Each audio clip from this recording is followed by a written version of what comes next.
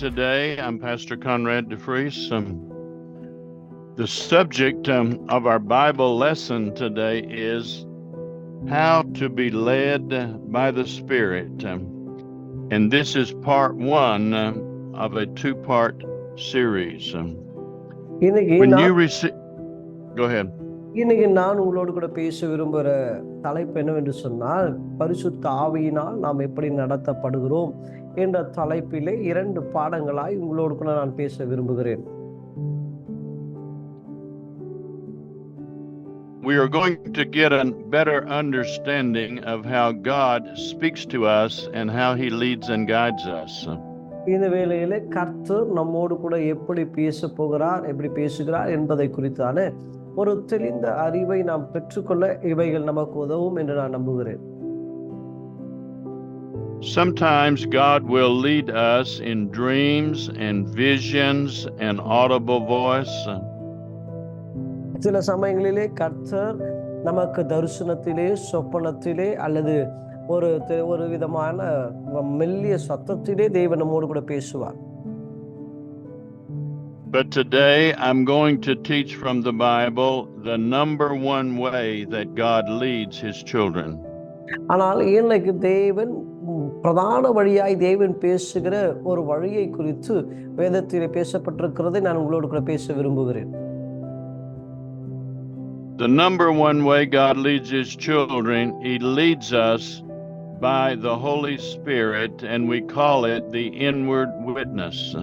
நமக்குள் தேவன் தங்கி தாபரிக்கிற பரிசுத்த ஆவியானவரின் மூலமாக நம்மோடு கூட தேவன் இடைபடுகிற தேவனாய் இருக்கிறார்.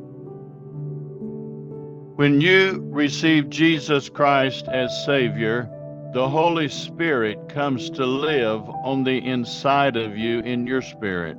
பரிசுத்த ஆவியானவர் என்னைக்கு நீங்கள் இயேசுவை உங்களுடைய சொந்த இரட்சகராக ஏற்றுக்கொள்ளுகிறீர்களோ அன்று பரிசுத்த ஆவியானவர் உங்களுக்குள் வாசம் பண்ணும்படி உங்களுக்குள் கடந்து வருகிறார். The Holy Spirit works with every Christian in 2 different ways. பரிசுத்த ஆவியானவர் எல்லா கிறிஸ்தவரோட வாழ்க்கையிலும் 2 விதமாய் அவர் செயல்படுகிற தேவனாய் இருக்கிறார். One way is the Holy Spirit comes upon you and anoints you to minister to other people. ஒன்று பரிசுத்த ஆவியானவர் உங்கள் மேல் வந்து தங்கி தாவரித்து மற்றவர்களுக்கு நீங்கள் ஊழியம் செய்யும்படியான ஒரு கிருபையை உங்களுக்கு கட்டளையிடுகிறார். The second way is the Holy Spirit is on the inside of you to help you, to guide you personally in your personal life. இரண்டாவது பரிசுத்த ஆவியானவர் உங்களோடு கூட இருந்து உங்களுடைய தனிப்பட்ட வாழ்க்கையிலே உங்களுக்கு ஆசீர்வாதமாய் இருக்கும்படி, உங்களுக்கு உதவியாய் இருக்கும்படி, உங்களுக்குள் உதவியாய் இருக்கும்படி காணப்படுகிறார். In this Bible lesson, we're not going to talk as much about the anointing upon you to minister to others, but the Holy Spirit to guide you personally. இன்னைக்கு நாம் பேச போகிற தலைப்பு எதுல என்று சொன்னால், மற்றவர்களுக்கு இந்த பரிசுத்த ஆவியானவர் உங்கள் மூலமாய் கிரியை செய்வதல்ல, உங்களுக்குள் இருந்து உங்களுக்கு எவ்வகையான உதவிகளை அவரால் செய்ய முடியும், செய்து கொண்டிருக்கிறார் என்பதை இந்த பாடத்தில் நாம் பார்க்க போகிறோம். We call this the inward witness. He guides you in your spirit, in your heart, to help you make decisions in everyday life. அந்த பரிசுத்த ஆவியானவர் உங்களுக்குள் இருந்து உங்களை பாதுகாத்து நீங்கள் எடுக்க வேண்டிய தீர்மானங்களிலே உங்களுக்கு உதவியாய் இருப்பதை குறித்து நாம் இன்னைக்கு காண போகிறோம். In the book of John, chapter 14 and verse 16, யோவான் 14ஆம் அதிகாரம் 16ஆம் வசனத்தை வாசிப்போமானால், Jesus said, I will pray the Father, and He will send you another comforter. அங்கே வசனம் இப்படி சொல்லு, நான் என் பிதாவை வேண்டிக் கொள்வேன், அப்போது என்றென்றைக்கும் உங்களோடு இருக்கும்படி சத்திய ஆவியாகிய வேற ஒரு தேற்றவாளனை அவர் உங்களுக்கு தந்தருளுவார். He says this is the Holy Spirit and He will abide in you forever. இது பரிசுத்த ஆவியானவர், அவர் நித்திய காலமெல்லாம் உங்களோடு கூட இருக்கும்படி பிதாவினால் தந்தருளப்பட்டவர்.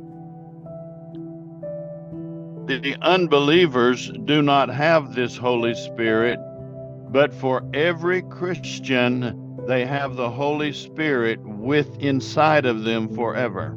ஆனால் புற ஜாதிகளுக்கு, இயேசுவை ஏற்றுக்கொள்ளாதவர்களுக்கு இந்த பரிசுத்த ஆவியானவர் இல்லை. ஆனால் அதே சமயம் கிறிஸ்தவர்களுடைய உள் இருக்கும்படி தேவனால் அருளப்பட்டு இருக்கிறவர் இந்த பரிசுத்த ஆவியானவர். And he says in this scripture, the Holy Spirit will be with you, and he shall be in you. வேதம் சொல்லுகிறது பரிசுத்த ஆவியானவர் உங்களோடு கூட இருப்பார், உங்களுக்குள் இருப்பார் என்று இந்த வசனம் சொல்லுகிறது. When you receive Jesus Christ as Savior, the Holy Spirit comes to dwell inside of you to help you and to guide you forever. நீங்க இந்த இயேசுவை சொந்த இரட்சகராக ஏற்றுக்கொண்ட அந்த வினாடியிலே பரிசுத்த ஆவியானவர் அவர் உங்களுக்குள் வாசம் பண்ணி உங்களுக்கு துணையாய் பாதுகாப்பாய் இருக்கும்படி அவர் வெளிப்பட்டிருக்கிறார், காணப்படுகிறார். When the Holy Spirit comes, he comes to teach you and to guide you and to show you how to make the best decisions. பரிசுத்த ஆவியானவர் உங்களுக்குள் வரும்போது அவர் உங்களுக்கு போதித்து உங்களை பாதுகாத்து நீங்கள் எடுக்க வேண்டிய முடிவுகளிலே உங்களுக்கு துணையாய் இருப்பார். In the book of John, chapter 14 and verse 26. யோவான் அதே அதிகாரத்திலே 26ஆம் வசனத்தை நாம் வாசிப்போமானால், he talks about the Holy Spirit that he has sent to be with you to teach you and show you all things. இங்க சொல்லப்படு அனுப்ப போகிற பரிசுத்த ஆவியானவர் அவர் தேற்றவானவர், உங்களுக்கு போதித்து உங்களுக்கு சொன்ன எல்லாவற்றையும் உங்களுக்கு நினைப்பூட்டுகிறவர் என்று இந்த வசனத்திலே நம்மால் வாசிக்க முடியும்.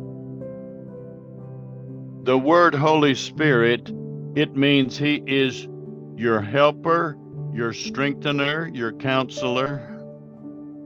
இந்த பரிசுத்த ஆவி என்றவருக்குடைய மிக முக்கியமான காரியம் என்ன? அவர் உங்களை பாதுகாக்கிறவர், உங்களுக்கு போதிக்கிறவர், உங்களுக்கு நினைப்பூட்டுகிறவர், உங்களை சகல சத்தியத்தின்படி நடத்துகிறவராயிருக்கிறார். It also means he is your intercessor, your standby, your advocate. அது மாத்திரமல்ல, உங்களுக்காக தேவனோடு கூட பரிந்து பேசுகிறவர், உங்களுக்காக தேவனோடு கூட போராடுகிறவர், உங்களுக்காக தேவனிடத்தில் நிற்கிறவராய் காணப்படுகிறார். In these Bible lessons, I will be showing you from the Bible how you can learn to follow the leading of the Holy Spirit in everything in your life. இந்த பாடத்திலே பரிசுத்த ஆவியானவர் உங்கள் வாழ்க்கையிலே எந்தெந்த வகைகளிலெல்லாம் அவர் செயல்படுகிறார் என்பதை நான் உங்களுக்கு சொல்லிக் கொடுக்க விரும்புகிறேன். When you receive Jesus as Savior, you now have a helper to guide you, to strengthen you, to comfort you in life. நீங்க இயேசுவை சொந்த இரட்சகராய் நீங்கள் ஏற்றுக்கொண்ட வினாடி அவர் உங்களுக்கு ஒரு உதவியாளரை கொடுத்திருக்கிறார், உங்களை பாதுகாக்க, உங்களை நடத்த, உங்களுக்கு சோர்ந்து போகிற இடத்திலே உங்களுக்கு ஆறுதலாய் இருக்க, உங்களுக்கு நல்ல ஆலோசனைகளை கொடுக்க அவர் உங்களுக்கு உதவியாய் அவர் காணப்படுகிறார். In 1 Thessalonians chapter 5 and verse 23, 1 தெசலோனிக்கர் 5ஆம் அதிகாரம் 23ஆம் வசனத்தை நாம் வாசிப்போமானால், the Bible explains that we are a spirit being, we have a soul, and we live in a body. இங்கே 1 தெசலோனிக்கர் 5ஆம் அதிகாரம் 23ஆம் வசனத்தை நாம் வாசிக்கும் போது, நாம் ஆவியா இருக்கிறோம், அதான் நம்ம சரீரம் இருக்கிறது, நமக்கு ஒரு ஆத்துமா இருக்கிறது, நாம் ஒரு சரீரத்திலே வாழுகிறோம் என்று இந்த வசனத்தின் மூலமாய் நம்மால் அறிந்து கொள்ள முடியும். Your spirit contacts the spiritual realm. ஆவியானது உங்களுடைய ஆவிக்குரிய உலகத்தை அது தொடர்பு கொள்ளும். Your soul contacts the mental realm and your body contacts the physical realm. ஆத்துமா உங்களுடைய சிந்தையை அது ஆளுகை செய்யும், சரீரம் உங்களுடைய சரீரத்தின் காரியங்களை அவை ஆளுகை செய்யும். God is a spirit being, and he will always speak to you in your spirit. தேவன் ஆவியாய் இருக்கிறார். அந்த ஆவியாகிய தேவன் உங்களுக்குள் இருக்கிற ஆவியோடு கூட இடைபடுகிற தேவனாய் இருக்கிறார். There is great emphasis today on taking care of your body and on educating your mind. இப்பொழுது இந்த காலகட்டத்திலே உங்களோட சரீரத்தை பாதுகாக்க பல காரியங்கள் உண்டு. அதற்கு உங்களோட ஆத்துமாவிலே பலவிதமான போதனைகளை அவர்கள் செய்து கொண்டிருக்கிறார்கள். And yes, you want to do those things, but you also want to learn to develop your born again spirit. இந்த ஆத்துமாவை நம்ம எஜுகேட் பண்ணுவது ரொம்ப முக்கியம்தான். சரீரத்தை பாதுகாப்பது முக்கியம்தான். அதற்கு மேல் பிரதான முக்கியம் என்னவென்று சொன்னால், நம்முடைய ஆவியை நாம் பலப்படுத்துவது அது மிக மிக அவசியமாக இருக்கிறது. The Bible says, as newborn Christians, desire the milk of the word that you may grow thereby. வேதம் சொல்லுகிறது, நாம் புதிய கிறிஸ்துவுக்குள் பிறந்தவர்கள் வேத வசனமாகிய பாலை உட்கொள்கிறவளாய் இருக்க வேண்டும், அதன் மூலமாய் நமக்கு வளர்ச்சி உண்டு என்று நாம் வாசிக்கிறோம். We must grow and be developed in our spirit being. நாம் நம்முடைய ஆவிக்குரிய வாழ்க்கையிலே ஆவியிலே நாம் வளர்வது மிக அவசியம். Just as you can grow and train your mind, you can also grow and train your born again spirit. எப்படி நம்மளோட சரீரத்தை வளர்ந்து நாம் பாதுகாக்கிறோமோ அதே வண்ணமாய் நம்ம ஆவியையும் நாம் வளர்த்து பாதுகாப்பது மிக அவசியமா இருக்கிறது.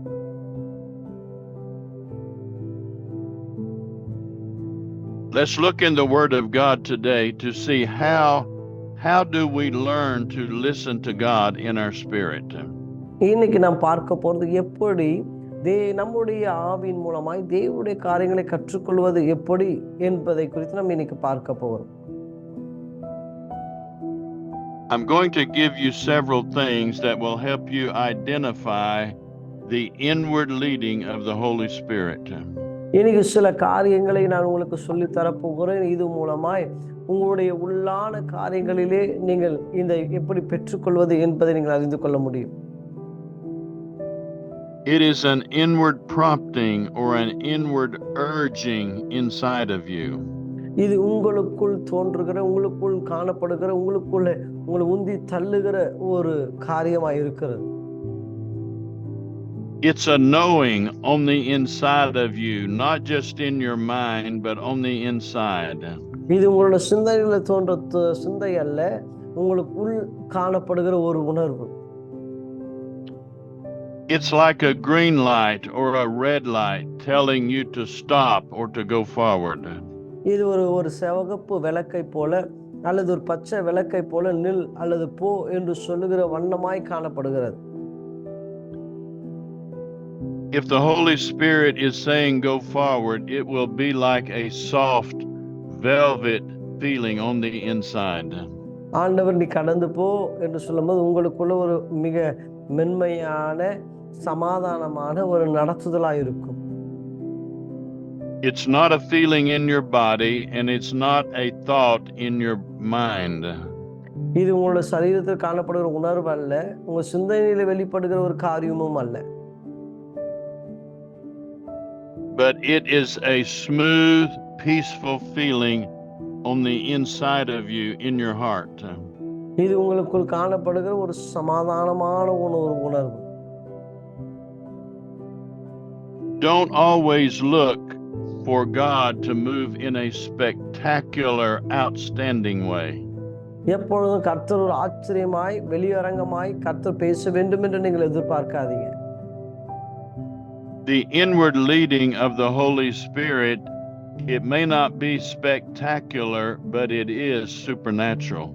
உங்களுக்குள் தேவ ஆவி உள்ளுக்குள் தேவ ஆவியான பேசுகிறது ஒரு வெளியரங்கமாய் ஒரு பயங்கரமான ஒரு காரியமாய் இல்லாமல் இருக்கலாம், ஆனால் அது தேவனுடைய வார்த்தை என்பதை நீங்கள் உணர வேண்டும்.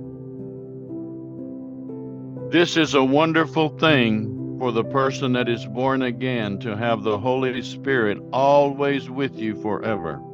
கவனிங்க, மறுபடியும் பிறந்த ஒவ்வொருவரும் அறிந்து கொள்ள வேண்டிய காரியம், எப்பொழுதும் பரிசுத்த ஆவியானவர் அவர் உங்களோடு கூட இருக்கிறார். But we must learn how to follow the leading and to know when the Spirit of God is speaking to us. இது பரிசுத்த ஆவியானவர் நடத்துகிற அந்த வழியை நீங்கள் உணர வேண்டும். God is the Spirit, and He always speaks to our spirit, not to our mind and our body. தேவன் ஆவியாயிருக்கிறார். அந்த ஆவியாகிய தேவன் நம்முடைய சிந்தையோடு அல்ல, உங்கள் சரீரத்தோடு அல்ல, உங்கள் ஆவியோடு கூட பேசுகிற தேவனாயிருக்கிறார். In Romans chapter 8 and verse 16, ரோமர் 8ஆம் அதிகாரம் 16ஆம் வசனத்தை வாசிப்போமானால், it says, the Holy Spirit bears witness with our spirit that we are the children of God. இங்க வசனம் அழகாய் சொல்லுகிறது, தேவனுடைய பிள்ளைகளாய் இருக்கிறோம் என்று ஆவியானவர் தாமே நம்முடைய ஆவியோடு கூட சாட்சி கொடுக்கிறார். He is telling us that spirit communicates with spirit. ஆவி ஆவியோடு கூட தொடர்பு கொண்டிருக்கிறது. In the book of 1 Corinthians chapter 6 and verse 17, 1 கொரிந்தியர் 6ஆம் அதிகாரம் 17ஆம் வசனத்தை நாம் வாசிப்போமானால், this is a wonderful scripture. He that is joined to the Lord is one spirit. இங்க இது ரொம்ப அற்புதமான ஒரு வசனம். இந்த வசனம் இங்க சொல்லுகிறது, கர்த்தரோடு கூட இசைந்திருக்கிறவனும் அவரோடு கூட ஒரே ஆவியாய் இருக்கிறான். ஆமென். When you join yourself to Jesus Christ as Savior, the Holy Spirit is joined to your spirit as though it is one spirit. பாருங்க, நீங்க பரிசுத்த ஆவியோடு இசைந்து இருக்கும் பொழுது தேவனோடு கூட நீங்க இசைந்து ஒரே ஆவியாய் இருக்கிறீர்கள். The Holy Spirit that lives with you, He knows everything and He will help you in everything. பரிசுத்த ஆவியானவர் சகலத்தையும் அறிந்திருக்கிறார். நீங்க அவரோடு கூட இசைந்து இருக்கும் பொழுது உங்களுக்கும் சகலமும் வெளிப்பட ஆரம்பிக்கும். We have to learn to quieten down our human thinking so we can listen to the Holy Spirit in our heart. நம்முடைய மாம்சீக சிந்தையை நாம் அடக்குவோமானால் தேவனுடைய ஆவியின் வெளிப்பாட்டை நம்மால் பெற்றுக்கொள்ள முடியும். In 1 Corinthians chapter 3 and verse 16, 1 கொரிந்தியர் 3ஆம் அதிகாரம் 16ஆம் வசனத்தை நாம் வாசிக்கும் பொழுது, know ye not that you are the temple of God and the Holy Spirit dwells in you? இங்க வசனம் பாருங்க, நீங்கள் தேவனுடைய ஆலயமாய் இருக்கிறீர்கள் என்றும் தேவனுடைய ஆவி உங்களில் வாசமாய் இருக்கிறது என்றும் அறியாதிருக்கிறீர்களோ? We are not just saying things of our own thinking, but we are basing everything on the Word of God. நம்முடைய சுய சிந்தைகளினால் நாம் பேசுவதல்ல, நம்ம சகலத்தையும் தேவ ஆவியினால் சகலத்தையும் நாம் பேசிக் கொண்டிருக்கிறோம். Let me look at that scripture again. It says, you are the temple of God, and the Spirit of God dwells in you. இங்க அடுத்த வசனத்தை பாருங்க, தேவ ஆவியானவர் உங்களுக்குள்ளே இருக்கிறார் என்று நாம் வாசிக்கிறோம். The Holy Spirit knows everything about God, and He knows everything in the world, so He can guide you. பரிசுத்த ஆவியானவருக்கு தேவனை குறித்து சகலமும் தெரியும். அதே பரிசுத்த ஆவியானவருக்கு இந்த உலகத்தின் காரியங்கள் சகலமும் தெரியும். ஆகவே அவர் உங்களை செம்மையாய் நடத்த அவர் போதுமானவராய் இருக்கிறார். In the book of 1 John chapter 4 and verse 4, 1 யோவான் 4ஆம் அதிகாரம் 4ஆம் வசனத்தை வாசிப்போமானால், it says, you have overcome the world, because greater is he that's in you than he that's in the world. இங்க கவனிங்க பிள்ளைகளே, நீங்கள் தேவனால் உண்டாயிருந்து அவர்களை ஜெயித்தீர்கள், ஏனெனில் உலகத்தில் இருக்கிறவனிலும் உங்களில் இருக்கிறவர் பெரியவராய் இருக்கிறார். ஆமென். But just as a small child must learn to walk and learn to talk, we must learn how to follow the Holy Spirit. எப்படி ஒரு சிறு குழந்தை நடக்கவும் பேசவும் கற்றுக்கொள்ளுகிறதோ அதே வண்ணமாய் பரிசுத்த ஆவியானவரை நாம் அறிந்து கொள்ள நாம் கற்றுக்கொள்ளுகிறவளாய் காணப்படுவது மிக அவசியமாய் இருக்கிறது. God understands that we do not know everything, and it takes time for us to learn how to be led by the Spirit of God. பாருங்க, நாம் எப்படி தேவ ஆவியினால் நாம் நடத்தப்படுகிறோம் என்பதை நாம் கற்றுக்கொள்வது மிக மிக அவசியமாய் இருக்கிறது. It is important to spend time in prayer and in reading the scriptures. இது முக்கியம் என்னவென்று சொன்னால் ஜெபிப்பதும் வேத வாசிப்பதும் வேதத்தை தியானிப்பது மிக மிக முக்கியமான அவசியமான காரியமாக இருக்கிறது. It's important to sing songs about God and to worship Him. This will help your spirit. அதே வண்ணமாய் உங்க ஆவியிலே நீங்கள் தேவனை மகிமைப்படுத்துவதும் துதிப்பதும் ஆராதிப்பதும் மிக மிக அவசியமாக இருக்கிறது. If you are working to develop your human body, there are many different exercises and things you do to make your body strong. உங்களுடைய சரீரத்தை நீங்க பலமுள்ளதா இருக்க வேண்டும் என்று சொன்னால் பலவிதமான செயல்முறை எக்ஸசைஸை நீங்கள் செய்வது மிக அவசியமா இருக்கிறது. Just because a person is born again doesn't mean they have everything at that moment. ஒருவன் மறுபடி பிறந்தவுடனே இந்த தேவனுடைய சகல நன்மைகளும் அவன் உடனடியாய் அவன் பெற்றுக்கொண்டான் என்று பொருள் அல்ல.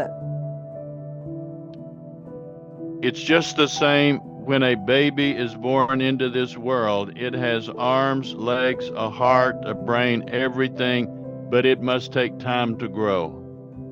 ஒரு குழந்தை இந்த பூமியில பிறந்த உடனே அந்த குழந்தைக்கு கைகள் உண்டு, கால்கள் உண்டு, இருதயம் உண்டு, கண்கள் உண்டு, சகல அவயங்களும் உண்டு. ஆனால் அவைகள் எல்லாம் வளர வேண்டும், அவைகள் எல்லாம் பலப்பட வேண்டிய ஒரு நாட்களும் உண்டு, காலங்களும் உண்டு.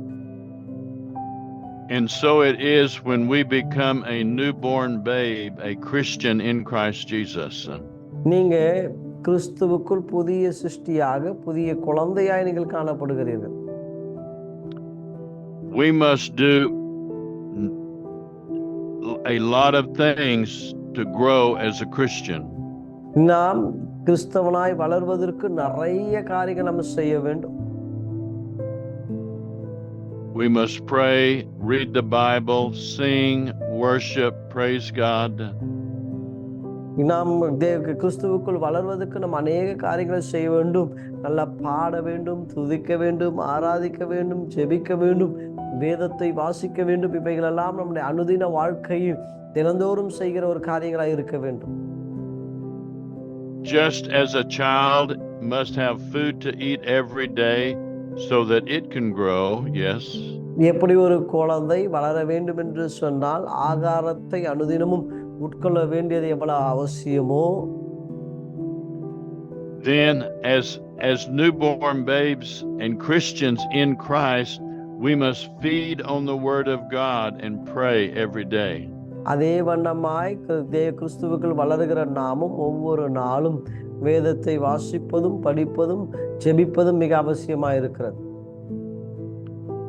Just as a small child learns the language from their parents, எப்படி சிறு குழந்தை தங்களுடைய பெற்றோர்களிடத்திலிருந்து அவங்களுடைய மொழியை கற்றுக்கொள்கிறதோ, this does not happen just in a few days. இது ஒரு சில நாட்களில் அந்த மொழியை கற்றுக்கொள்ள முடியாது. And so as Christians, we spend time in the Bible, time praying and singing for God, and we need that every day to grow.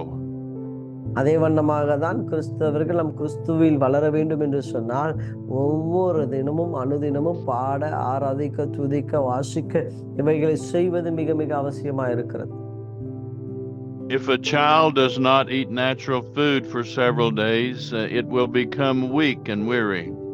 எப்படி ஒரு குழந்தை தினந்தோறும் ஆகாரத்தை எடுக்கொள்ளாமல் இருக்குமானால் நாள்பட அந்த குழந்தை எப்படி பலவீனப்பட்டு போகிறதோ, if the Christian does not spend some time in prayer and reading the Bible and singing every day, then their spirit will become weak. அதே வண்ணமாக தான் ஒரு கர்த்தருடைய பிள்ளைகள் பாட ஆராதனைகளை செய்யாமல் இருப்பார்களானால் அவர்கள் நாள் பட பலவீனப்பட்ட கிறிஸ்தவர்களாய் காணப்படுவார்கள். It doesn't mean that you are not saved, but it just means you need to feed and spend time in prayer and singing for God. நீங்க ரட்சிக்கப்படவில்லை என்று நான் சொல்லவில்லை. நீங்கள் ரட்சிக்கப்பட்டிருக்கிறீங்க.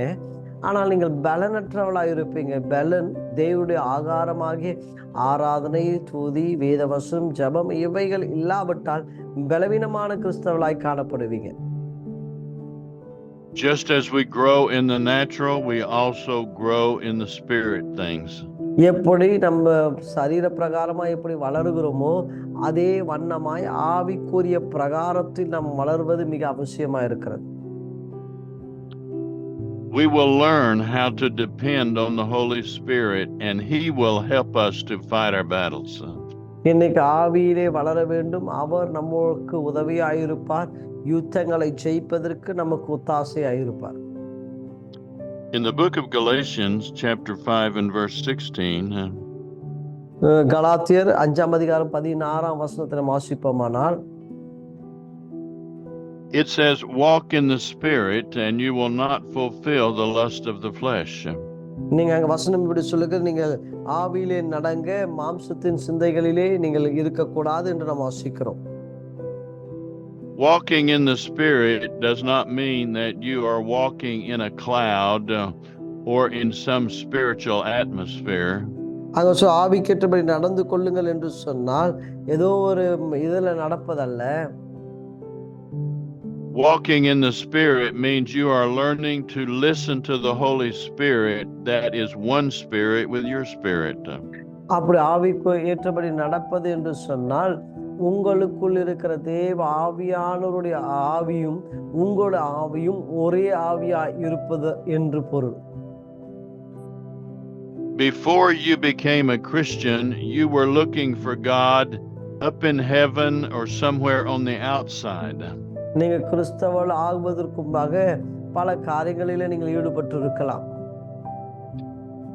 But when you receive Jesus as Savior, the Holy Spirit comes to live and dwell inside of you. நீங்க பரிசுத்த ஆவியான உங்களுக்குள் இருக்கும்போது அந்த பரிசுத்த ஆவி உங்களுக்குள் தங்கி உங்களுக்குள் வாசம் பண்ணுகிறார். You don't have to look into heaven to try to find God after you're born again. நீங்க உங்களுக்குள் ஆவியானவர் நீங்க மறுபடி பிறந்தபோது தேவ ஆவியானவர் உங்களுக்குள் வாசமாயிருக்கிறார்.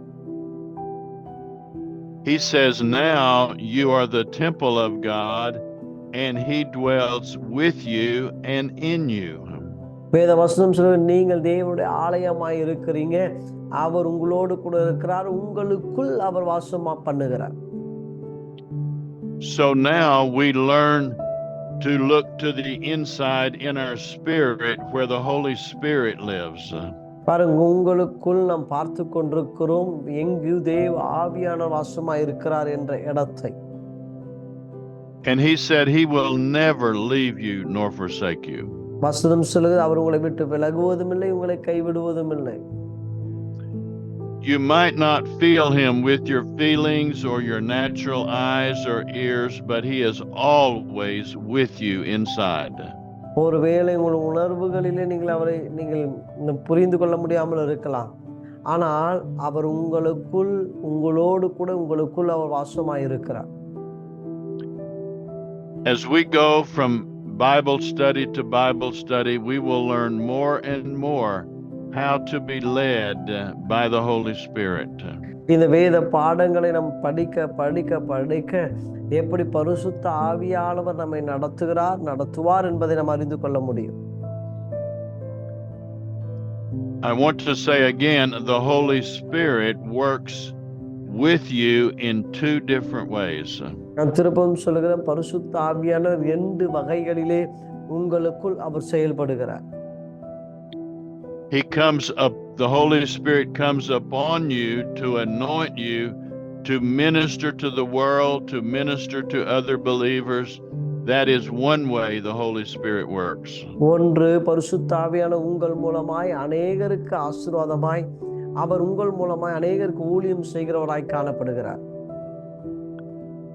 But the number 2 way the Holy Spirit works is that He is on the inside of you to teach you, to guide you, to strengthen you.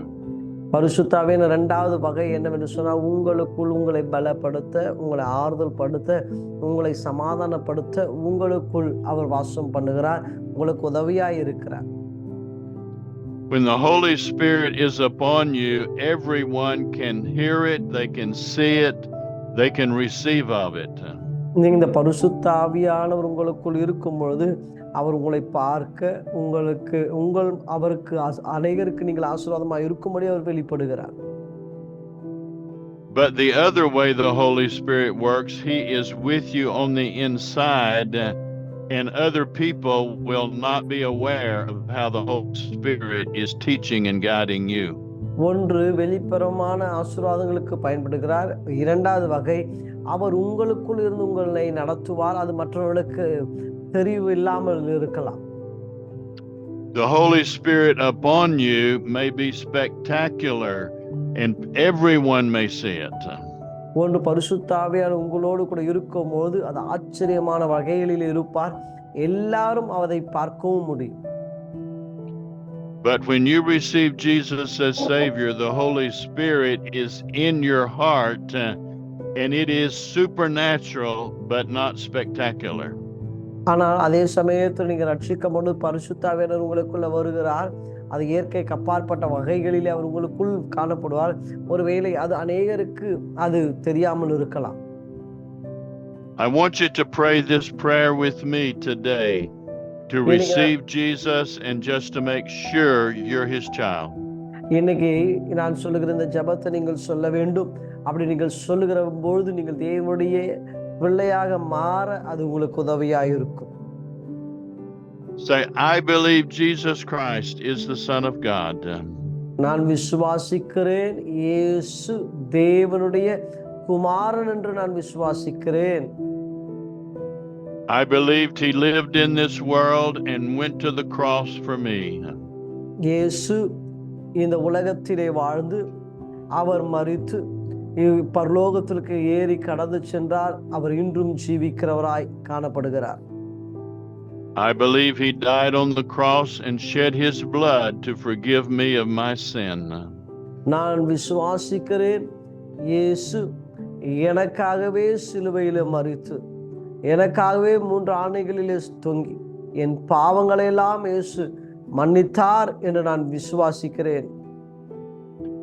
I believe He has been raised from the dead and is alive in heaven today. இயேசு அவர் 3ஆம் நாள் உயிரோடு கூட எழும்பினார் என்றும் அவர் இன்றும் ஜீவிக்கிறார் என்றும் நான் விசுவாசிக்கிறேன். I receive Jesus right now to come into my heart to be His child. இயேசுவே என் உள்ளத்திலே வாரும், என் உள்ளத்திலே காணப்படும், நான் உம்முடைய பிள்ளையாய் வாழ தீர்மானிக்கிறேன். I believe I am now born again. I am a child of God. இயேசுவே நான் மறுபடி பிறந்தவன் என்றும், இயேசுவே நான் உம்முடைய பிள்ளை என்றும் நான் இப்பொழுது விசுவாசிக்கிறேன். Amen. Amen. Praise God. ஆமென். கர்த்தர் உங்களை ஆசீர்வதிப்பாராக.